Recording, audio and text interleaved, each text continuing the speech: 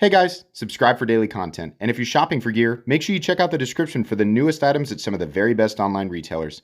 There's also links for some of the items that I personally recommend. Thanks! What's going on YouTube? Metal Complex here, and today I've got another interesting knife review / knife overview to share with you guys. This is the Curtiss Warhawk 375, which is the largest guy of the group. There's a 325 medium-sized model, and then there's a 275, which is the smaller one. I will link this stuff right down below. I have no idea if it's available right now. I've seen them floating around at some of the retailers that I generally list down there, so I'll link it if you want to check them out. Thanks so much to Jeremy for sending this in for me to take a look at. This will, of course, go back to Jeremy when I'm done. Thanks to my generous patrons for supporting me. There's a link for Patreon down there as well. And please make sure to follow me on Instagram at metal_complex. Let's go ahead and measure this guy. So I always assumed that the 375, 325, 275 would correlate to blade length, but I don't think that's actually the case. In any case, this is a 9-inch knife with a 3.9-inch blade. So I thought, okay, so 3.75 must be the cutting edge length. Actually, the cutting edge is about 3.6. So I don't know. Maybe that was what he meant. 375, 325, 275. But the measurement's not quite, at least my measurement is not quite there. It doesn't really matter. Let's go ahead and put this up against, let's do some size comparison. So up against the Ontario Rat Model 1 and the Ontario Rat Model 2. You can see I was way longer than the Rat 1. Up against the Spyderco PM2 and the Spyderco Para 3. And there you go. You can see here once again, substantially larger than both. And last but not least, the Benchmade Griptilian, or in this case, the Ritter Hogue, and the Benchmade Bug Out. So there you go. Yeah, it's a big knife. We get it. Let's go ahead and do carry profile. So the action is all right. Sometimes it feels a bit grindy, but it's okay. It takes a little bit of encouragement there. Thickness up against the Spyderco Para 3. You can see here it's really not all that thick. About the same, perhaps slightly thinner. Maybe. You include the thickness of the pivot hardware there. Length and height up against the PM2 and Para 3. Got quite the flipper tab, but even including the flipper tab, people always get bent out of shape about those flipper tabs. It's still nowhere near as tall. Some of the people complaining, that flipper tab is so obtrusive, and they're carrying this. Listen, if you carry other stuff in your knife pocket besides your knife, I can understand why a flipper tab might bother you. But if you're complaining about that flipper tab, and you regularly carry a Para 3 or a PM2, and you don't carry anything in your pocket other than your knife, you're complaining just to complain. You got to think about why you're complaining before you start. And the only reason I feel okay about saying that is because I do that all the time. I start complaining and I go, wait, does it negatively affect me? And then sometimes I think, no, it doesn't. Why am I wasting my time with this? So anyways, there you go. Do with that information what you will. Let's go ahead and measure blade stock thickness here. Blade stock thickness. Whoop, come on. 0. Coming in at, I believe, 100 and, well, it's telling me 150 thousandths. I don't think that's actually the case. I think this is actually 165 thousandths. But no, it is insisting that it is 150 thousandths. Okay. And then it's actually hollow ground. Because you might be thinking, wow, 150 thousandths, there's a flat there, not a lot of room to drop down towards the cutting edge. Actually, it tapers and gets amazingly thin. Like, crazy thin. Still have the wedge to push through the material, the wedge of the stock thickness, of course. Excuse me, still fighting this cold. But yeah, very thin down at the edge. Let's go ahead and do a hardware check. I'll get out my tools for the stuff that I can do. My tools are very inexpensive and very recommendable. You can find them right down in the description. Or in the section that talks about my tools. So the lock bar insert screw and the body screws and even, I think, the pocket clip screws are all T8. Wonderful. But we have a proprietary pivot. I think you can actually just, sometimes on these Curtiss knives, no, I thought maybe I could turn it with my thumb. Maybe you can on yours. I don't like proprietary hardware. This is a knife that's in a price range where I would want to take it apart because if you didn't know, not everybody does, now I'm not trying to flex, but I regularly use knives that are the same price as this. It doesn't bother me at all. I want to be able to disassemble them. I like how the pivot hardware looks. Just make this into a Torx head. Like, I don't. Why does proprietary hardware still exist? Like, I don't want to have a special tool for that. So that kind of bums me out. I am a fan of Curtiss knives, by the way. This is not the first time I've ever handled one. I've reviewed them. You know, it was years ago was the first one I ever handled and reviewed. And I like his work a lot. These are U.S. made knives. It has a very American aesthetic to it. Whatever that means. And they also remind me a lot of Hinder knives. And, you know, the F3 and the Hinder XM18 back in the day were, you know, lots of videos about which is better, the F3, the full custom F3, or the Hinder XM18 3.5 inch. By the way, these have always been considered full custom knives with machine elements. So, and Hinder knives and many other knives in the same price tier are considered full production knives. So, I don't know. I believe there are machine aspects to this, but I don't actually know that for sure. The blades may be hand ground and the scales may be made by machine, or the hardware might be made by machine, but the F3 back in the day was listed as a full custom knife. So whatever the classification of this thing is, I don't know, but I know that they are made small batch. And it's not a large, Curtiss Custom Knives, of course, is not a large organization, right? So that's all going to play a role in cost, especially, you know, when you add in American manufacturing, just time and labor and all that stuff. Anyways, I think we can proceed here. One of my favorite things about this knife is the ergonomic lines, the shape of the handle, and the titanium texturing. Oh boy, that's real nice. I like that. These are contoured. This is super duper comfortable to hang on to. Nice roomy forward choil. It just feels like a working tool, right? It just feels good.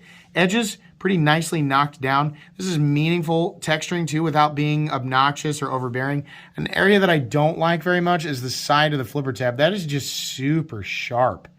That needs to be knocked down.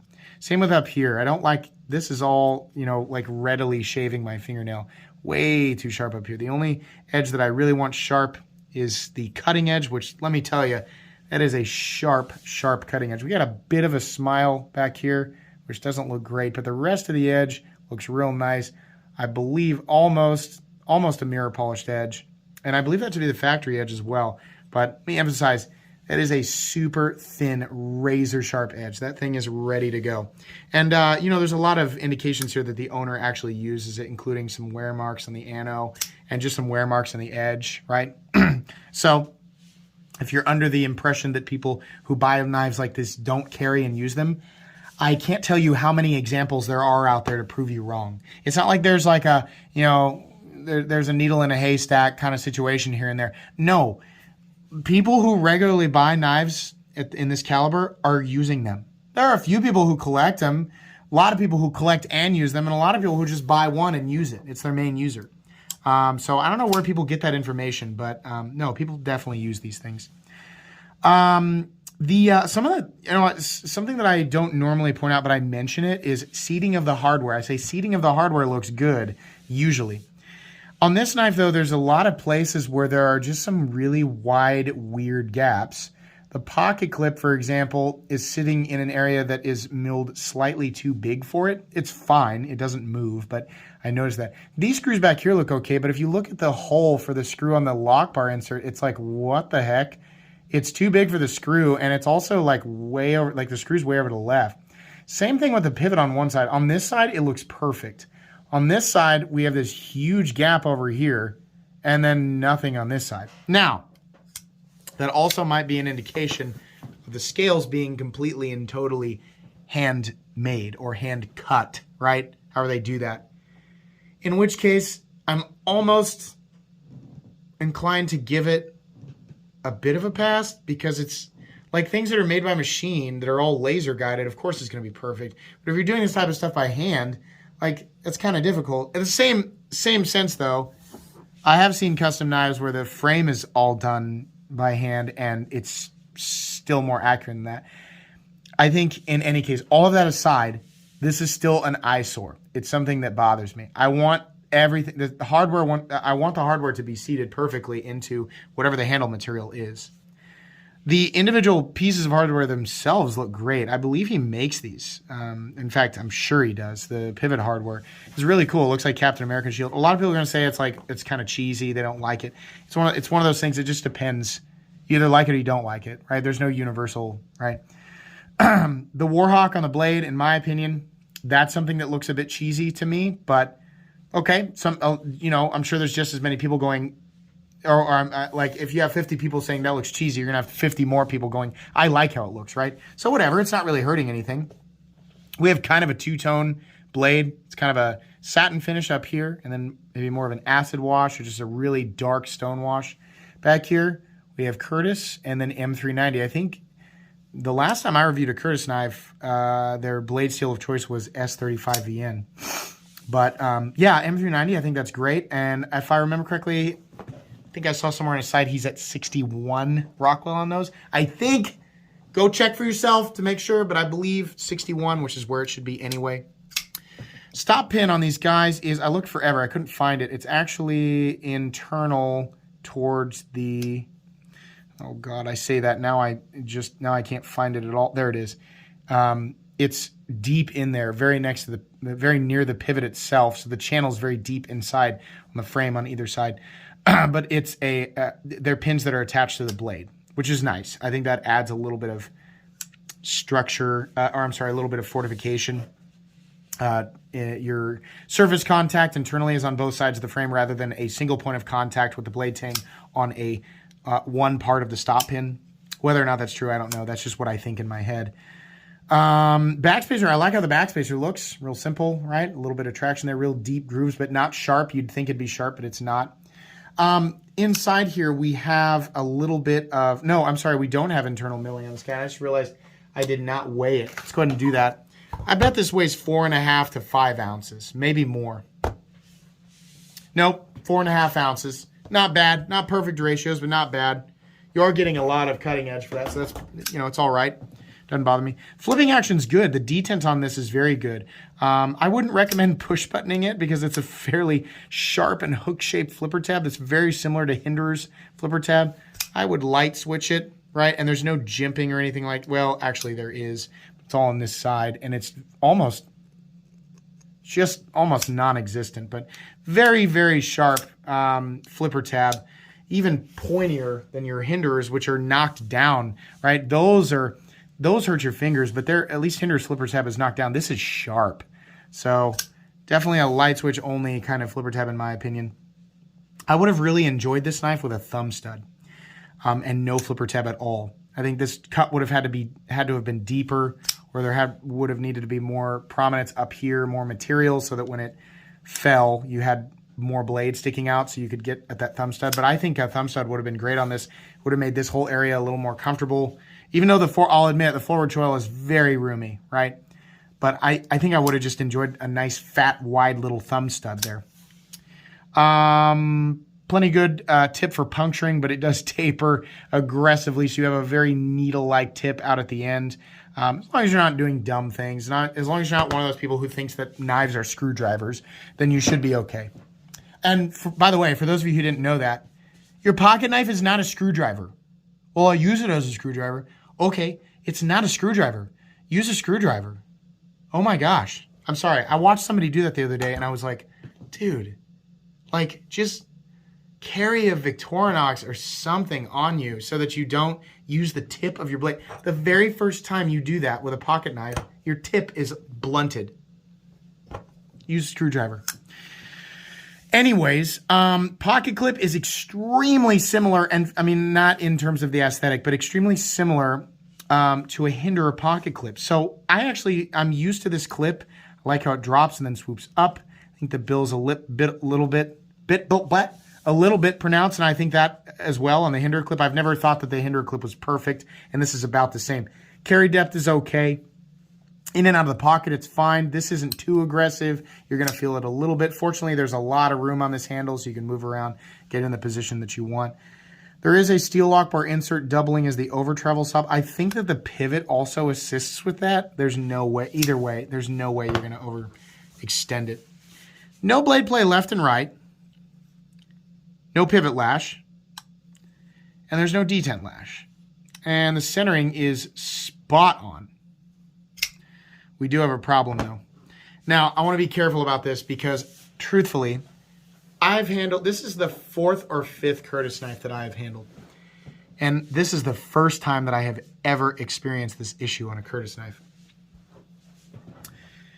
We have lock rock, and I think I don't know if you can hear it. I don't think you can actually hear it, but what's happening is I'm moving the blade up and down like this, and this lock bar is slipping ever so slightly. I actually tried to push just a little bit to see how far that rock extended. It's extending past the point where this is becoming tight, which means the geometry probably this is why steel lock bar inserts are a fantastic idea. A different steel lock bar insert or chip with a slightly different geometry would probably correct this issue. The other thing I'm noticing though is that the blade tang, it's not what I'd call steep. It's just kind of steep, right? So it's just going to create for a slippery. You make that area too flat, you get lock stick. You make it too steep, you get lock rock. So getting that exactly right, especially if you're doing all this by hand, it's kind of tricky. I'm gonna guess this is a situation. You comment down below if you own a Curtiss knife and this is an issue that you have, but I'm gonna guess that this is not a common occurrence. I think this knife just needs to be sent back, and we need a lock bar insert with a different geometry of chip. Now, is it enough that it will disengage? I don't know. I can put quite a bit of force and it doesn't feel like it wants to slip, but I'm also not wanting to push too hard because guess what happens if it does slip? Well, it comes down on your hand, which is why frame locks and liner locks really have to be perfect. This is a knife that and by the way, it's running on bearings, but you really can take these out and use them. But in order for those locks to work correctly, the geometry has to be right. So even though all of the pressure when I'm cutting is going to be on the blade, right? That's only a concern if you put pressure back here. In some situations, if you cut into something that's real dense and you have to kind of twist it or wiggle it to get it back out, right? Real thick cardboard, or you're pushing the blade in between two pieces of wood to dig something back out, maybe. And then you go to pull, there's too much friction, so you kind of wiggle it. That's a situation where if the geometry was bad, if the lock rock was severe enough, it could disengage and close on you, which would definitely send you to the hospital. Your bill would be much, much more than what you paid for the knife. So I hope they're not all like this. I'd like to know other people who've got Curtiss knives, but that kind of killed it for me. I don't know. I want some of the edges to be knocked down a little bit. The thing is that I found this exact knife on Curtiss's website in the most basic form that I've seen online, which is just stonewashed titanium and an all stonewashed blade. I have to assume that's base. $575 is what it was listed as. If that was slightly above base, for what reason I don't know, and the price is actually lower than that, then I'm sorry. I just can't find this anywhere else. I can't find a lower price on this knife online. I can't find any other information about pricing. It's the same way with other custom makers. You add ano, you add a two-tone finish on the blade, you add more and more and more options. The price is going to go up and up and up and up. You can find old listings on DLT where some of them are much more extravagant and they are much more expensive, right? $575 is the lowest I've seen. So anyways, $575. It's almost an XM24. Now, given it is titanium on both sides, right? Little things like knocking down the corner of the flipper tab, making sure the seating of the hardware looks good, like no gaps or anything in here, and especially that lock bar. Definitely don't want, that is the worst thing, is the lock rock. I don't want to see that. That's not excusable on a $50 knife. It's not excusable on a $5,000 knife, obviously. So it's just not excusable at all. There has to be, I'm sure it's a simple fix. I'm not convinced it is a common occurrence with Curtiss knives, but it's definitely something that can't, be the case. So, yeah, I think let's